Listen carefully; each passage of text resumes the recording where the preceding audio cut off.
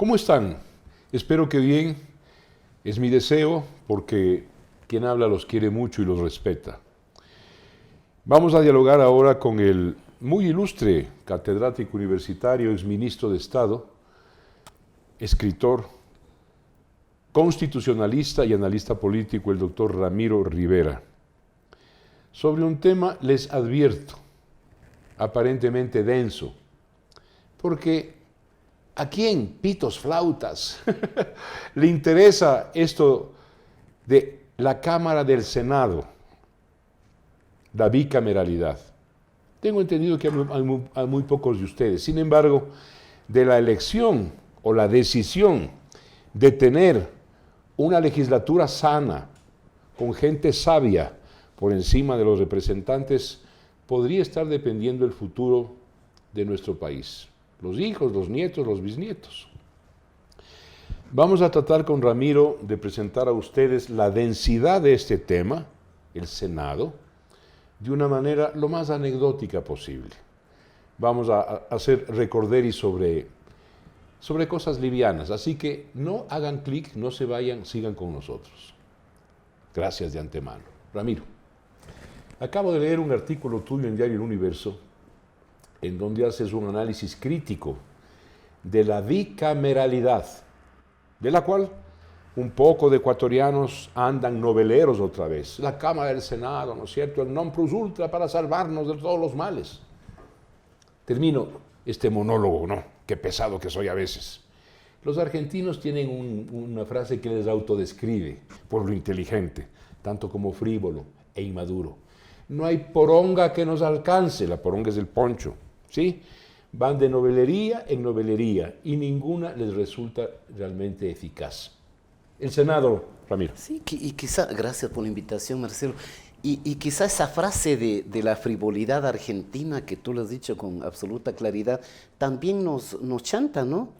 No hay constitución que nos calce, y no hay modelo que nos calce. El tema ecuatoriano es frivolidad, y me atrevo a agregar algo, frivolidad más vulgaridad. Y más superficialidad. Sí, sí. Porque yo pensaba, mi querido Marcelo, que qué pena que a nivel de la clase dirigente, digamos, no se produzca debates o análisis de estos temas esenciales, que probablemente importa poco para la vida cotidiana de quienes nos dan el privilegio a nosotros de nosotros ser escuchados y vistos por ellos a través de estas cámaras. Pero claro, el Senado no es tan ajeno al Ecuador, ¿no?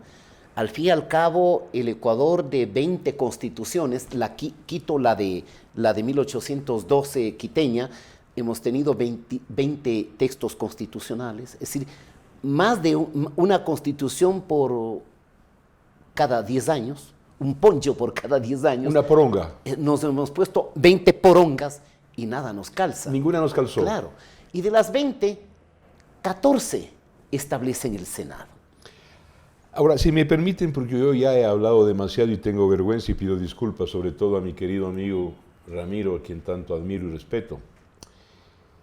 El Senado es tan antiguo como la democracia, que nació en Grecia. Allá en Grecia había un cenáculo, una cúspide jerárquica de los más sabios de Atenas, de Tebas, de Esparta, de Corinto, en fin, los más sabios, a quienes se depositaba los temas difíciles, polémicos, que no tenían solución. Echemos mano de estos viejos sabios. Correcto. Eso se traslada a la tradición romana, Así es. el Senado romano. Al Senado romano. Cuando Roma era todavía república. Sí, señor. Y luego todo Occidente copia eso. Pero termino con esto. La palabra Senado significa cenáculo, claro, cúspide, pero es sinónimo de sabiduría, de experiencia. No puede estar en el Senado, en ningún Senado del mundo, el perro y el gato, menos los improvisados. En la Cámara de Representantes, la baja, la de diputadas, que vaya, sí, cualquier hijo de vecina, pero que el filtro de lo que allí discuten y de lo que ahí hierran de error, pase por el tamiz de la sabiduría, el Senado. Sí, señor, sí, así es, Marcelo. Más o menos equivalente a lo que se decía en la época antigua del Consejo de Ancianos, porque veían en la madurez, en la edad avanzada, veían serenidad, veían sabiduría, experiencia, veían equilibrio.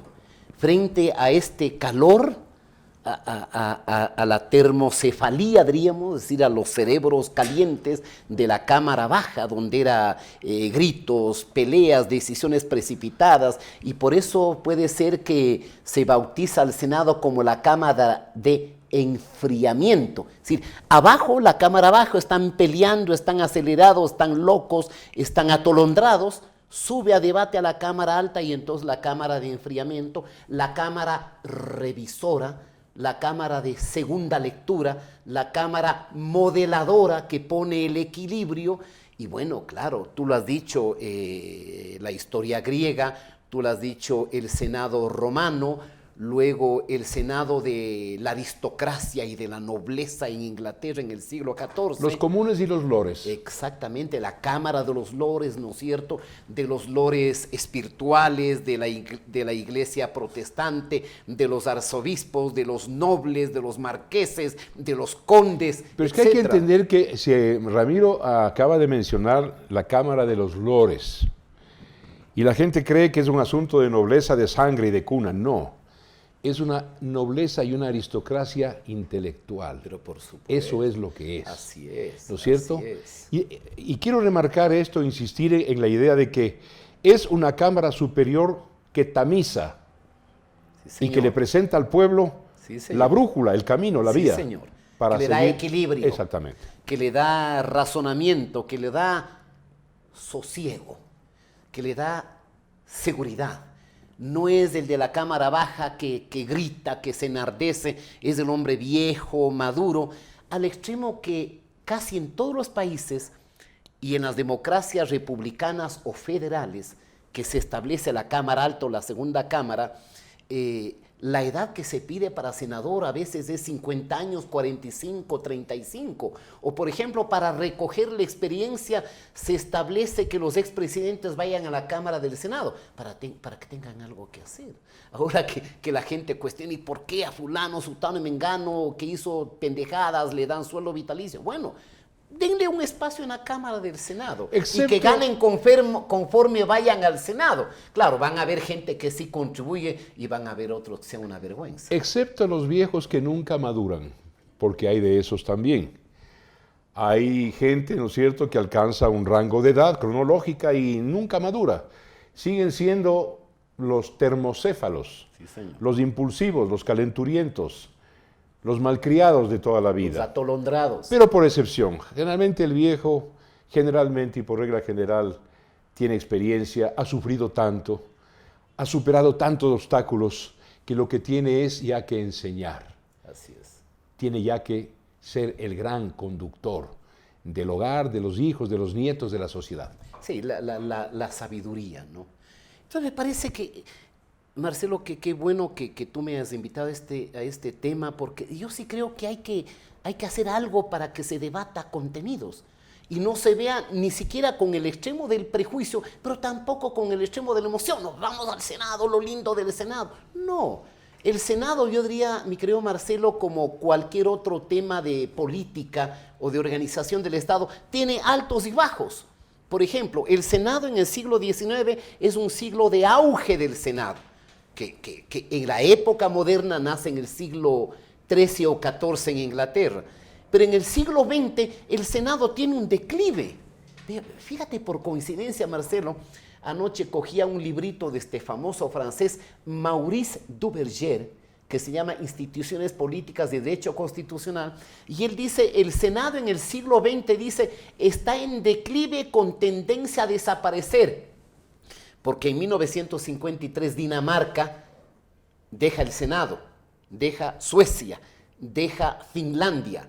Y estaba viendo, por ejemplo, que de los 27 países, quitándole a Inglaterra, que por el Brexit está saliendo de la Unión Europea, de 27 países miembros de la Unión Europea, 15 tienen sistema unicameral. Abandonaron el Senado. Claro, y tienes tú algunos sistemas federales, porque el Senado está asociado al federalismo, que han dejado el Senado. Sin embargo, y termino esta parte, mi querido Marcelo, en el siglo XXI, este nuevo siglo que ya vamos por la quinta parte pasada, se ha vuelto la tendencia de auge del Senado.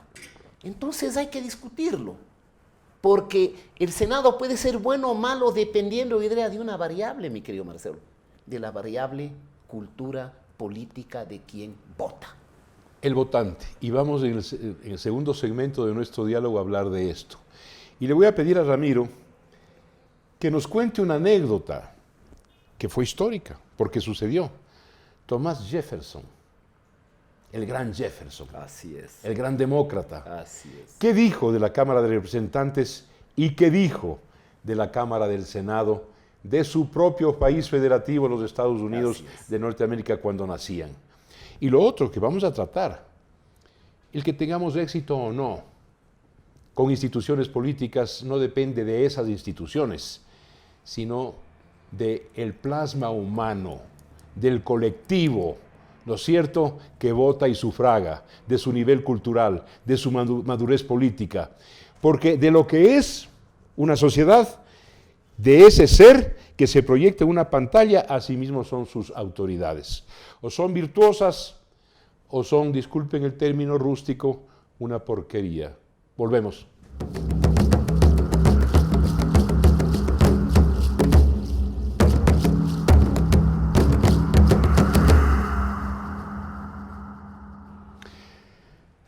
Ramiro, tal como te pedí, cuéntanos un poquito anecdóticamente lo que pensaba y decía del bicameralismo en Estados Unidos naciente, el gran Thomas Jefferson, que tengo entendido era unicameralista, versus George Washington, que quería el Senado. Exactamente. Ubiquémonos en 1786-87 en el famoso debate de Filadelfia. Hasta tanto, varias colonias de Estados Unidos, colonias que eran inglesas como Maryland y otros estados, ya tenían sus constituciones. Pero se reúnen las 13 colonias para atacar al monarca inglés que les imponía todo y declaran la independencia. Y entonces, claro, discuten la necesidad de una república, ya no la monarquía inglesa parlamentaria, sino una república federativa para unir a todos los 50 estados alrededor de la Unión Confederada. Así es, las 13 colonias. Ya, entonces la discusión es entre Thomas Jefferson, que es partidario del unicameralismo, y George Washington, que es aficionado del bicameralismo. Jefferson le dice, oiga, pero ¿para qué otra cámara? ¿Pero para qué? ¿Por qué esta cámara de enfriamiento? Y entonces George Washington le dice a Jefferson, dice, ¿por qué has vertido tu café en este otro plato? Y Jefferson le dice, para que se enfríe. Y entonces Washington le dice, exactamente eso es el Senado. Vertimos el debate en la Cámara Senatorial para enfriar el debate y para que haya mayor sabiduría en la promulgación de las leyes. Y para que no te quemes la boca. Exactamente. De ahí más o menos nace la frase de la cámara de enfriamiento. Pero permíteme, Marcelo, una segunda anécdota del famoso Alexis de Tocqueville, aristócrata francés que visita Estados Unidos más o menos en los años 20 del siglo XIX y se impresiona. La visita es de menos de un año, me parece que 9 meses, y escribe el libro más famoso de los últimos 2 siglos que se llama La democracia en América. Y él dice, una vez que entro a la Cámara de Representantes, la Cámara Baja, Cámara Nacional de Representantes, dice, me impresiona su aspecto vulgar, su aspecto ordinario, de gente ignorante y baja, que ni siquiera sabe escribir bien. Yo agregaba en mi imaginación, digo, aquí teníamos diputados que ni siquiera sabían leer bien lo que les escribía algún asesor. Y dice, sin embargo, 3 pasos después, entra a un espacio limitado, pero esplendoroso. Es la Cámara del Senado. Y me encuentro con generales del ejército, con magistrados, con literatos, con filósofos, con grandes abogados, en un debate que la Europa podría envidiar. Y al final dice, ¿pero por qué esta cosa? Y dice, porque la Cámara Baja es elegida directamente por el pueblo. Y el pueblo no necesariamente está iluminado de sabiduría. Te interrumpo. En cambio, el Senado es elegido de manera indirecta. Antes de que sigas, porque qué interesante lo que te estamos oyendo. Si hay un mito y una grandísima equivocación que se nos ha vuelto callo mental y la repetimos de memoria sin ningún sentido, es que Vox Populi, Vox Dei, mentira. La voz del pueblo es la voz de Dios, hay que ver la cantidad de veces que el pueblo llano, el tercer estado, se ha equivocado y se sigue equivocando. Así, me alegra muchísimo escucharte la frase, Marcelo, porque aquí se suele, perdón por la expresión, en la parroquia, halagar al pueblo, ¿no? La sabiduría del pueblo, el pueblo sabio, el pueblo infalible, el pueblo maduro, el pueblo inequívoco. No es así, no es así. La verdad amarga es que es del pueblo masa. Y hay que leer a Ortega y Gasset, la descripción radiográfica que hace del pueblo masa. Y la rebelión de las masas. Y hay que leer a Carlos Marx, cuando dice y habla de la incurable estupidez de las masas. Carlos Marx. Claro. Y para regresar a la anécdota, Tocqueville dice, claro, esta Cámara Baja, llena de ignorancia, llena de lo ordinario, lleno de vulgaridad, es porque es electa directamente por el, entre comillas, el pueblo, donde no necesariamente hay lucidez, donde no discriminan. Y en cambio, el por qué la sabiduría, por qué el esplendor, por qué la inteligencia, dice, por qué una cámara alta es la crema innata y por qué la baja es una porquería. Él dice, porque la Cámara Alta es elegida por los parlamentos de los estados federados. En consecuencia es una elección indirecta. No hay elección universal, sino No, de señor. grandes electores. Exactamente. Pero de grandes electores que fueron elegidos directamente por su pueblo. Entonces, llegas a la conclusión, Marcelo, y dices, bueno, de los grandes senadores que ha tenido el Ecuador, ¿cómo llegaron? No llegaron por elección universal, directa y secreta. Una Isabel Robalino Bolle, hija de Luis Robalino Dávila, llega al Senado porque representa a los trabajadores. Un Pedro Sad llega al Senado porque representa a los trabajadores. Es decir, hay grandes senadores que acceden por elección indirecta que se llamaba en el Ecuador la representación funcional. Uno por la educación privada, por los policías, por los militares, por las cámaras de producción, etc. ¿Por qué se abolió esto en el Ecuador que era sabio, que era experiencialmente necesario? El senador funcional, porque empezó a sonar, para los ignorantes por supuesto, como derecho corporativo fascista. Correcto. Es decir, la representación pero por corporaciones. Correcto. ¿No es cierto? Los militares, los empresarios, los trabajadores. Es decir, derecho corporativo inventado por Mussolini. Pero no es lo mismo. Por eso entró en desprestigio y abolieron el Senado. Ahora, te pregunto algo, Ramiro, para quienes nos escuchan. ¿Concibes tú que una Cámara del Senado ecuatoriana del inmediato futuro accedan, discúlpame con respeto a ustedes, futbolistas, reinas de belleza, bataclanes, cantantes? ¿Concibes tú una Cámara del Senado con estos importantes que acabo de mencionar? Sin duda. No tienes que ser ni adivino ni futurólogo, que obviamente aquí se puede candidatizar al Senado al jurista más brillante, que ha escrito libros, que da cátedra, que tiene dimensión internacional, etc. Contrario sensu, ves una lista que pone a la muchacha artista de la tecnocumbia, al muchacho de combate, a la roca, o alguien de la farándula, los últimos ganarán. O al Team Delgado. Los últimos ganarán, mi querido Marcelo. Ese es el problema. Por eso pienso a veces que el problema no es de quién accedió a la representación, sino de quienes hicieron posible que el ignorante llegue a la representación. ¿Quiénes votaron por ellos? Exactamente. Ahora, perdóname, Marcelo, a mí me parece extraordinario lo que tú acabas de decir. Yo he leído declaraciones de políticos que se supone son ilustrados e inteligentes, y aún de gente que escribe en los medios de comunicación, que mezclan la filosofía del corporativismo con la deformación corporativa del Estado orgánico de Mussolini. Tú lo has hecho lo correcto, son dos cosas distintas, diferentes. Aunque tengan la misma careta. Pero ha sido injustamente asimilado, injustamente.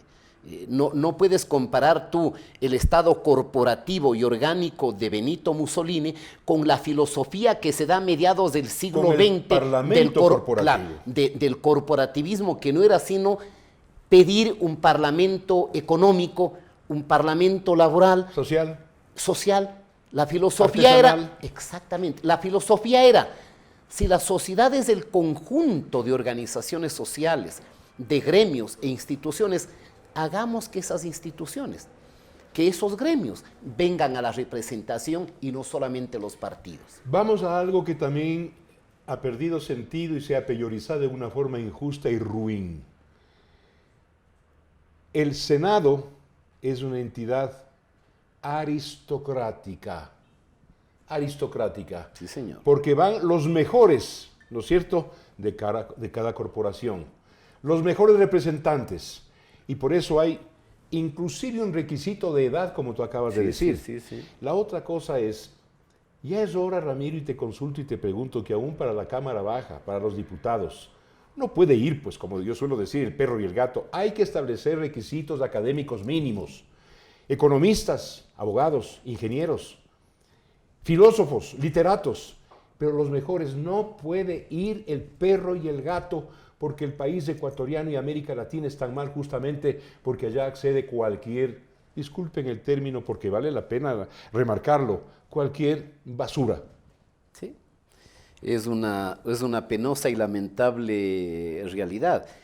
Este grupo que hereda un poco el legado de Julio César Trujillo, que es el Comité por la Institucionalización de la Democracia, que lo preside Pablo Dávila, me parece, donde está Rosalía Arteaga, donde está Simón Espinosa, donde está el ex canciller Ayala Lazo, planteó que como requisito para el Senado sea probidad, 10 años de ejercicio y título al menos de tercer grado, nivel académico. Pero la Corte Constitucional en el dictamen que emitió dijo que no, porque según la Corte esos requisitos primero romperían el principio de la igualdad ante la ley y segundo romperían el principio del derecho universal de elegir y ser elegido. Entonces, ¿a dónde se traslada el problema? Yo diría que el problema se traslada a los partidos y a los movimientos que debiendo escoger a los mejores, a los más capaces, a los más experimentados, a los más formados, a los más educados, candidatizan a los más populares, Tú lo has dicho, que no necesariamente están preparados para la acción política cuanto para la farándula. Es decir, si te llevan a ti, Marcelo, a que cantes en un escenario, te van a botar mandarinas, porque no eres cantante. Pero tampoco puedes pedirle al cantante, sin que yo ataque al cantante como profesión artística, a que esté en un debate parlamentario. No cabe. Y tu acerto sobre la Cámara de la aristocracia, de los mejores, de los mayores, más o menos recoges tú una famosa frase de Montesquieu, que escribe El espíritu de las leyes en 1748 y dice exactamente, más o menos parecido a lo tuyo, dice, la segunda cámara, dice, está hecha para gente de cuna, para gente distinguida, para la gente que ha generado honra en la sociedad. Claro, él se refería a la Cámara de los Lores, que era la única cámara que conocía en el siglo XVIII. No hablaba de la Revolución Francesa, porque claro, como la Revolución Francesa fue más radical, tienes un Sieyès, perdón por simplificar, que dice, ¿para qué carajo la Cámara Alta? Si la soberanía es una sola. La soberanía no la puedo partir, ni triplicar, ni dividir, ni fragmentar. Una segunda cámara, si coincide, está de sobra. Y si discrepa, también está de sobra. Ramiro, quiero sacarte un último juicio sobre una institución sabia que tenían democracias del mundo y que ha perdido vigencia, y la tuvimos en el Ecuador a esta institución, el Consejo de Estado. El Consejo de Estado, donde iban a parar también consultores, asesores, la crema innata acá, la terraza mental de la intelectualidad, de la experiencia, de la sabiduría. Consejo de Estado. Yo creo que un Consejo de Estado me parece que fue uno de los dispositivos, para llamarlo con ese término, Marcelo, más sabios del sistema político. Porque en el fondo del Consejo de Estado está si tenemos una función ejecutiva que administra, una función legislativa que hace leyes, una función judicial que produce leyes y hace que se respeten las leyes y sanciona al que violenta las leyes. Si hay un conflicto interorgánico, ¿por qué no creamos una instancia de consejo, de sabiduría, de asesoría, de consulta que esté por encima de todos, que es el famoso Consejo de Estado, donde puede estar expresidentes, personas nominadas por el Ejecutivo y por el Parlamento, que sea una instancia de modelación y de equilibrio. Incluyendo la Iglesia. Pero por supuesto. Y las Fuerzas Armadas. Claro, y el Consejo de Estado es una institución que tiene enorme relevancia en algunos sistemas políticos, tanto presidenciales como parlamentarios. Yo citaría el ejemplo de España. El Consejo de Estado español tiene un prestigio que está por encima del propio Tribunal Constitucional. Cuando hay un conflicto entre la justicia, las cámaras, diríamos las Cortes Generales o el jefe del gobierno, dicen todos, bueno, recurramos al Consejo de Estado. Y el Consejo de Estado ilumina con sabiduría y con equilibrio una fórmula de conciliación o un tubo que permita el escape de los conflictos y la solución de los diferendos y de las controversias. El Consejo de Estado existió en el Ecuador, tú sabes, Lo muy tuvimos. bien, claro. Y ese es, por ejemplo, ¿Con algo qué personajes, con qué personalidades de enorme respetabilidad, de prestigio, de lustre, diríamos, ¿no? Que en algún momento deberíamos pensar, pero caramba, lamentablemente aquí se discute muy poco y a nivel político casi no se discute nada sobre temas de fondo. La democracia es una linda palabra. De alguna manera es una utopía también, y como utopía digna de perseguirse, de alcanzarse. La democracia es siempre perfectible, nunca es perfecta, pero la democracia también es un mito, porque no todos los pueblos o no todos los niveles populares merecen todavía democracias plenas. Gracias, mis amigas y amigos. Continuaremos discurriendo, platicando y analizando estos temas. Muchísimas gracias a ti, Ramiro. Gracias, Marcelo. Muchas gracias.